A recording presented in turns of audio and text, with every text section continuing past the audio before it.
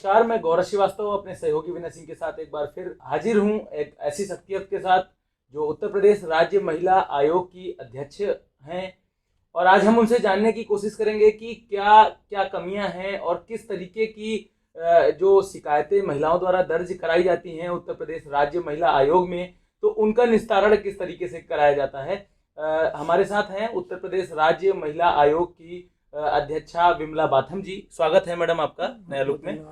Madam, एक बड़ा सवाल है, चूंकि महिला सशक्तिकरण पे सरकार भी लगातार फोकस कर रही है, तरह तरह की जो है नियम और कई पेट्रोलिंग की चाहे व्यवस्था हो, चाहे कानून को सुदृढ़ करने की बात हो, भरोसा दिलाया जा रहा है सरकार की तरफ से जनता को। किस तरीके की समस्याओं को आप लोगों के सामने आती हैं? चूंकि राज्य महिला आयोग है तो यहाँ पर महिलाओं की समस्या आती होंगी और किस तरीके से उनका निस्तारण किया जाता है? देखिए, हमारे यहाँ तो सारी समस्याएं पीड़िताओं की आती हैं जी। और पहले तो ये कम थी शिकायतें जी। लेकिन लॉकडाउन के बाद से शिकायतें और बढ़ी हैं। वो ऐसा भी होता है कई बार घर में जब 24 घंटे लोग रहते हैं तो मतभेद बढ़ जाते हैं। जी। ये भी कारण हो सकता है। जी। लेकिन अभी तो बहुत ज़्यादा शिकायतें आती हैं और एक कारण इसका ये भी हो सकता है कि शायद अवेयरनेस बढ़ गई है। पहले जो महिला आयोग के बारे में लोग नहीं जानते थे, अब जानने लगे हैं। तो गांव की लेवल पर स्तर पर भी अब महिला आयोग को लोग जानते हैं और महिलाएं जो हैं वो उनको लगता है कि महिला आयोग उनकी समस्या दूर करेगा।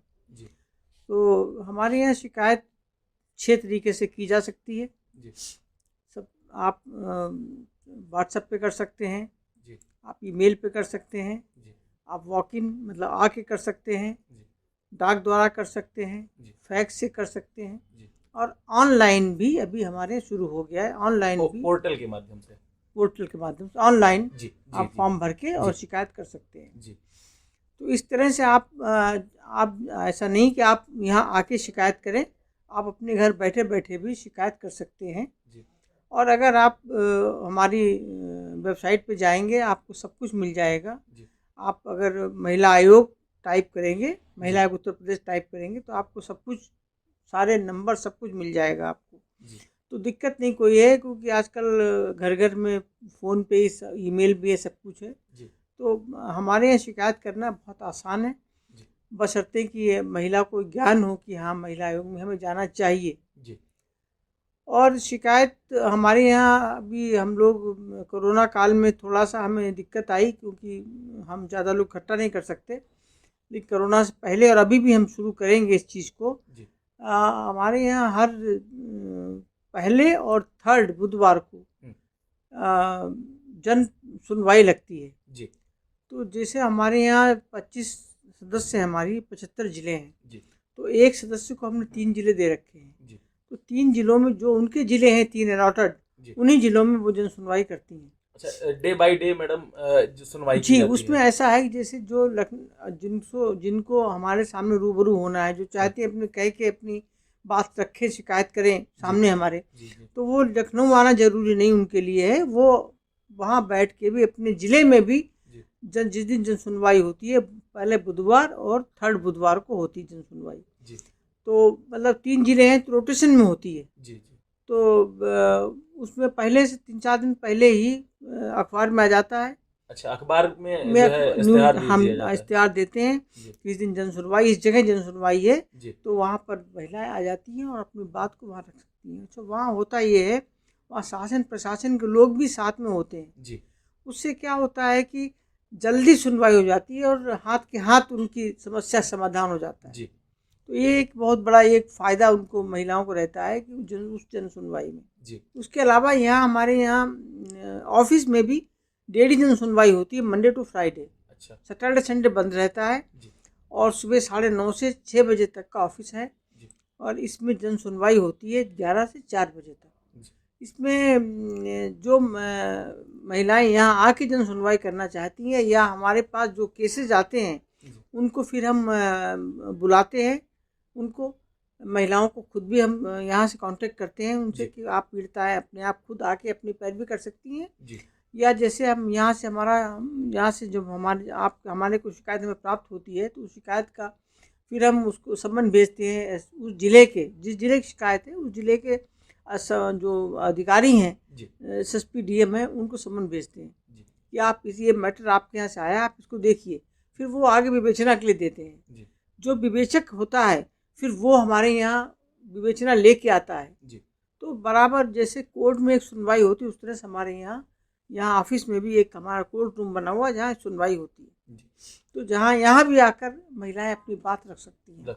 जी मंडे टू फ्राइडे डेली जी 11 से 4। जी जी मैम, राज्य महिला आयोग में चूंकि बड़ा आयोग है, महिलाओं के लिए तो खैर जी बहुत बड़ा है, और यहाँ जी पे शिकायतें भी बहुत आती होंगी। जी तो इन शिकायतों के निस्तारण के लिए आप लोग को कितना दायरा दिया गया है, कितने दायरे में आप लोग काम कर सकती हैं? नहीं, हमारे लिए देखिए दायरा है हमारा। देखिए जो शिकायत आती, जहाँ तक आपको मालूम है कि हम भी पुलिस की मदद लेते हैं जी या प्रशासन के लिए या शासन के लिए मदद। तो हमारे लिए जो जिस स्तर की शिकायत होती है, जी जैसे अभी हमारे यहाँ परसों, अभी आने वाला जो परसों है 23 तारीख को, हमने बुलाया है SP क्राइम को, जी जो हमारे यहाँ ये ट्रेनिंग देंगे कि जो साइबर क्राइम में वो कैसे होते हैं, उनको हम कैसे, हमारे अपने सदस्यों को हम कैसे, जो हमारे पीड़िताएं आती हैं उनको कैसे फ़ायदा पहुँचाएँ। जी तो इस पर एक सेमिनार हमने रखा है परसों। जी इस तरह के हम प्रोग्राम करते रहते हैं और इस तरह से हम चीज़ों को निस्तारित करते रहते हैं। मैडम, प्रदेश बड़ा है, क्योंकि जी उत्तर प्रदेश की लगभग आबादी भी 23 करोड़ के आसपास है। जी तो जाहिर सी बात है कि जो महिलाओं की शिकायत आती होंगी, निश्चित ही लगभग 90% ही सत्य आती होंगी, 90% सत्य आती होंगी, लेकिन 10% मुझे लगता है जो कुछ मामले हैं वो हो सकता है कि गलत तरीके से या किसी को परेशान करने के उद्देश्य से क्या आते हैं ऐसे कुछ मामले? नहीं आते हैं, बिल्कुल ऐसे मामले भी होते हैं, लेकिन उनको फिर हम बड़े अपनी समझदारी से उनको हैंडल करते हैं और उसको समझा बुझाकर ये कह देते हैं कि तुम्हारा मामला ठीक नहीं है। जी तो मतलब ऐसी सिचुएशन में आप जब अगले को एहसास हो जाता है कि हमारी चोरी पकड़ी गई या नहीं, हमारा मामला ठीक है, तो वो फिर अपने आप बैकअप हो जाते हैं। अच्छा, तो इसलिए कोई ऐसी बड़ी बात नहीं हुई कभी। जब भी कुछ इस तरह का केस होता है तो हम उसको हैंडल कर लेते हैं।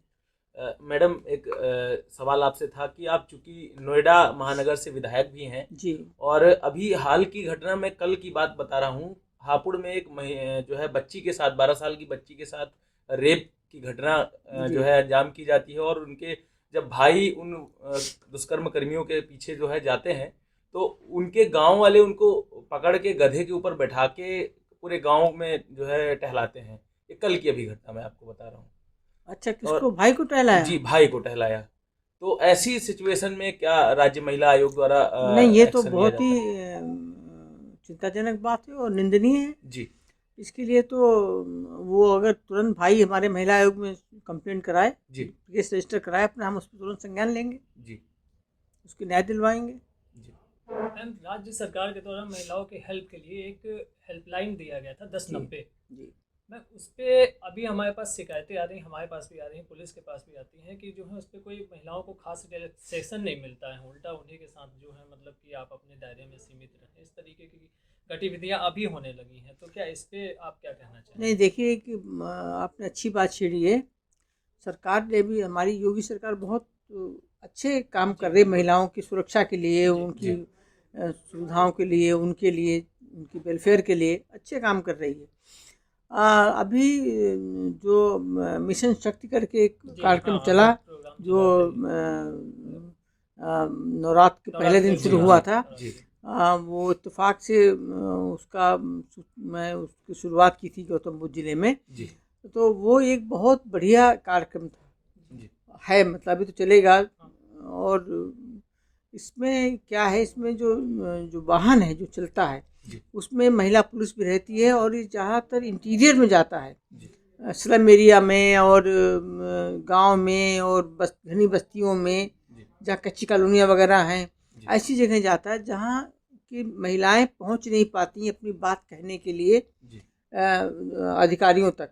लेकिन वो सबसे अच्छी बात यह है कि वहाँ वो सीधा कंट्रोल रूम से जुड़ा है वो वाहन। तो अगर वो महिला अपनी बात कहना चाहे, उसकी बात सीधी कंट्रोल रूम से हो सकती है। ये सबसे अच्छी बात। दूसरा सबसे अच्छा जो ये बहुत अच्छा जो पहल की है हमारी सरकार ने, वो ये की कि जो अभी तक खाली हर जिले में एक महिला थाना हुआ करता था। जी बिल्कुल। और वो जिला बहुत बड़ा होता है, जैसे मान एक कोने पे महिला थाना, एक कोने पे कोई महिला रहती है, उसके लिए जाने मुश्किल था वहाँ महिला थाने। और वहाँ महिला थाने में भीड़ भी बहुत रहती थी, क्योंकि एक ही महिला थाना होता है हर जिले में, अभी भी एक ही था महिला थाना है। जी अभी इन्होंने क्या किया है कि हर थाने में एक महिला हेल्प डेस्क बना दी है। जी बिल्कुल। अब महिला हेल्प डेस्क ये हो गया है कि आपके पड़ोस में जो थाना है, आपके ऊपर कोई आप घरेलू हिंसा हुई है, कोई आपको सताया गया है, कोई आप परेशान है, तो आप तुरंत जाके वहाँ पर अपनी बात को पूरी कह सकती हैं। वहाँ महिला की जो पुलिस वाली आपकी बात सुनेगी। महिला हेल्प डेस्क में आप जाइए, हर थाने में है वो जी। तो ये इसमें मतलब जो आपके नज़दीक थाना उसमें आप जाकर अपनी बात कह सकती हैं जी। ये एक बहुत बड़ी राहत की बात है जी, महिलाओं के लिए, महिलाओं के लिए ही बहुत बड़ी बात है जी। ये कि महिला हेल्प डेस्क का खुलना। ये एक योगी जी का बहुत हम ये कह सकते हैं कि ये मिशन शक्ति और ये महिला हेल्प डेस्क, ये दोनों बहुत ही बढ़िया कारगर उपाय है। महिलाएं यहाँ आसानी से अपनी बात को रख सकती हैं।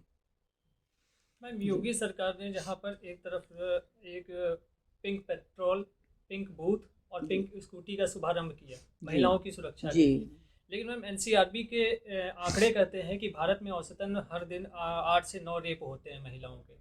तो आपको क्या लगता है कि ये जो सराहनीय कदम है सरकार का, ये कहाँ तक की कारगर साबित होगा महिलाओं को सुरक्षित करने? देखिए ये हम ये तो नहीं कह सकते कि जड़ से ख़त्म हो रहा है, लेकिन कमी ज़रूर आई है।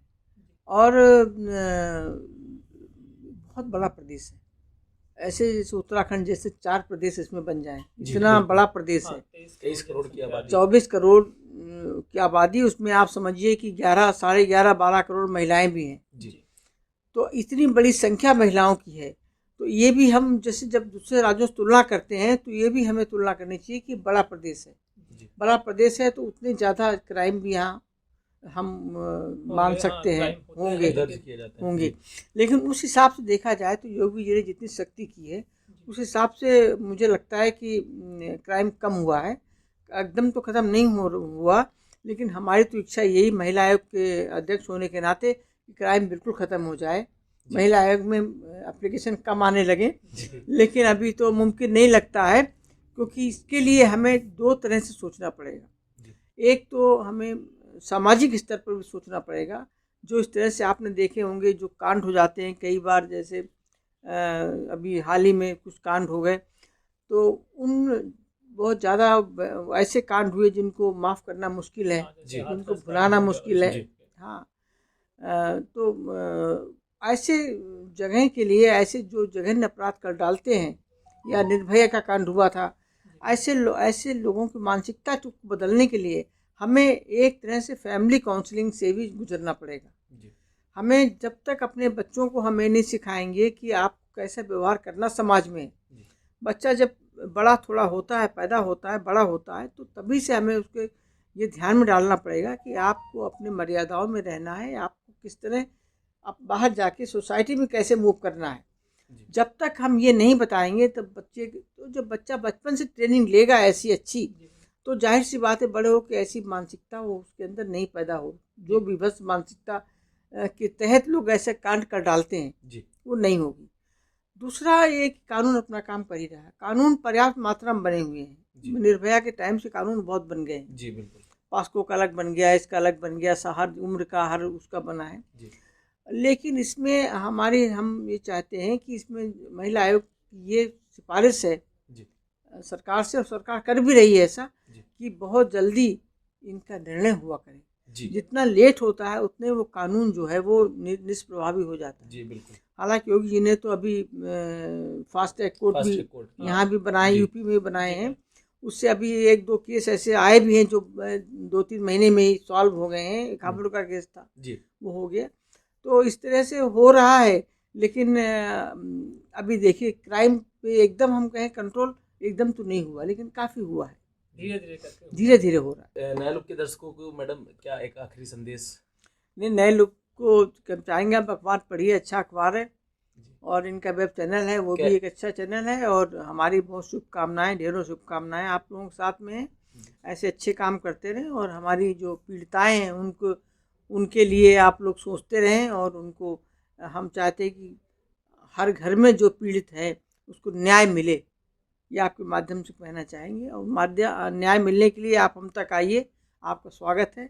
हम जितनी हो सकेगा आपकी मदद करेंगे, आप आइए। तो आप थी बिमला बाथम जी, आप उत्तर प्रदेश राज्य महिला आयोग की अध्यक्ष हैं, और जिस तरीके से आपने बेबाकी से सारी बात रखी और 6 तरीके बताए कि किन किन तरीकों से अपने आवेदन आप यहाँ पर ला सकती हैं, और अगर आपके साथ किसी भी तरीके का अत्याचार, किसी भी तरीके की समस्या आ रही है तो आप आकर यहाँ पर अपनी शिकायत दर्ज करा सकती हैं, और आप बहुत ही आसानी से, बहुत ही पोलाइटली एकदम आपको रिलीफ मिल जाएगा।